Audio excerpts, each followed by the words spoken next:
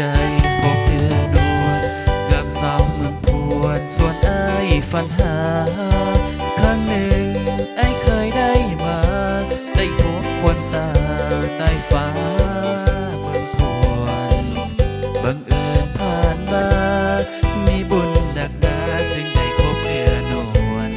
ไอ้ลงหักเจ้าน้องสาวเมืองพวนได้แต่คำควรส่วนให้ฝันเห็นคนจริงจะเก็บไปนอนเพลอทุกครั้งสาวเมืองปวนคิ้วคงที่บางนวลนางสางงามเหลือเกินไอ้เมาจริงเธอเสนอมาด้วยหัวใจไอ้ขอฝากใจไว้กับสาวเนื้อนวล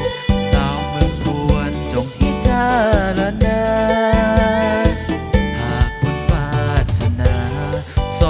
เกิดมา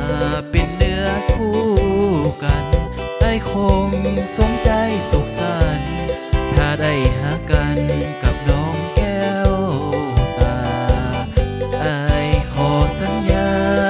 ว่าจะหังถนอมเนื้อนวลงามสาวเมืองพวนโปรดจงเห็นใจจงหักไอ้ไว้เป็นเคยเมืองพวน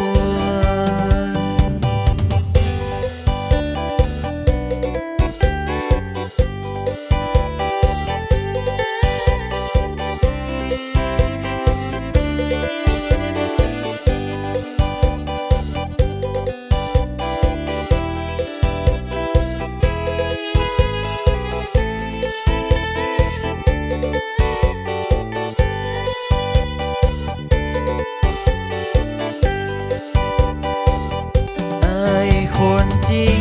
จะเก็บไปนอนเพลอทุกครั้งเจ้าเมืองปวนคิ้วคงคิงบางนวลนางสางงามเหลือเกินไอ้เว้าจริงเธอเสนอมาด้วยหัวใจไอ้ขอฝากใจไว้กับสาวเนื้อนวลสาวเมืองปวนจงพิจารณา